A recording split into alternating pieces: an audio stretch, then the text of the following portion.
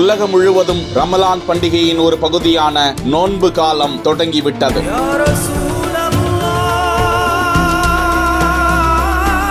விடியற் காலை தொடங்கி அந்தி சாயும் வரை கடும் விரதம் இருக்க தொடங்கிவிட்டனர் இஸ்லாமியர்கள்.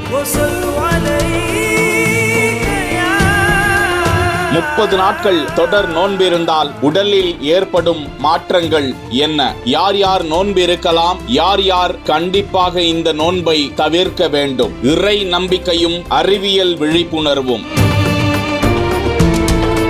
ரமலான் நோன்பு நரகத்திலிருந்து பாதுகாக்கும் கேடயமாகும். ஆகவே நோன்பு நோற்றிருக்கும் நேரத்தில் உடல் உறவு கொள்ளக்கூடாது. இன்னும் இஸ்லாத்திற்கு மாற்றமான செயல்களையும் செய்யக்கூடாது. யாராவது சண்டையிட்டால் அல்லது ஏசினால் நிச்சயமாக நான் நோன்பாளி என்று கூறிக்கொள்ளட்டும். என் உயிர் எவனிடம் இருக்கிறதோ அந்த இறைவன் மீது ஆணையாக நோன்பாளியின் வாயிலிருந்து வெளியாகும் வாடை அல்லாஹ்விடத்தில் கஸ்தூரியை விடவும் நறுமணம் உள்ளதாகும் என்று நபி ஸல்லல்லாஹு அலைஹி வஸல்லம் குறிப்புகள் வெளியிடப்பட்டுள்ளன. நோன்பு நோற்றவன் தன் உணவையும் குடிபானத்தையும் இச்சையையும் எனக்காகவே விட்டுவிடுகிறான். நோன்பு எனக்குரியது, அதற்கு நானே கூலி கொடுக்கின்றேன். ஒரு நன்மைக்கு 10 மடங்கு நன்மைகளை வழங்குவேன் என்று அல்லாஹ் கூறியதாக நபி ஸல்லல்லாஹு அலைஹி வஸல்லம் அவர்கள் கூறியதாக இஸ்லாமியர்கள் முக்கிய தகவலை பகிர்ந்து வருகின்றனர். முக்கியமாக இறை அச்சத்தை உணர்த்துவதற்காகவே இந்த நோன்பு கடைபிடிக்கப்பட்டு வருவதாக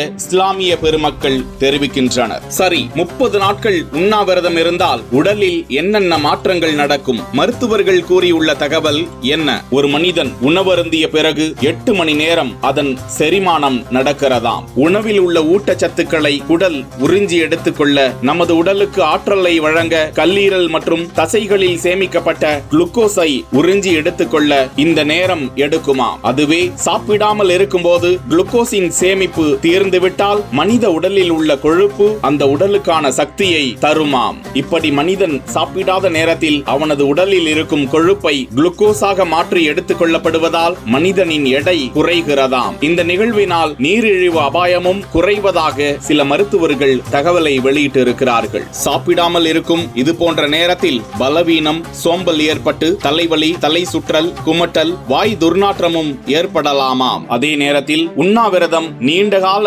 எடை இழப்புக்கு ஒரு நல்ல வழி அல்ல, ஒரு நல்ல தீர்வு அல்ல என்றும், ஏனெனில் இறுதியில் உங்கள் உடல் கொழுப்பை ஆற்றலாக மாற்றுவதை நிறுத்திக் கொண்டு தசையை ஆற்றலாக மாற்ற தொடங்கிவிடும் என்றும், முக்கியமாக நீரிழிவு நோய் உள்ளவர்கள், உடலில் பல்வேறு வியாதிகளை கொண்டவர்கள், கர்ப்பிணி பெண்கள், பால் புகட்டி கொண்டிருப்போர், எதிர்ப்பு சக்தி மிக குறைவாக இருப்பவர்கள் இதனை தவிர்த்து விடலாம் என்றும் இஸ்லாமும் மருத்துவமும் சுட்டிக்காட்டுகிறது.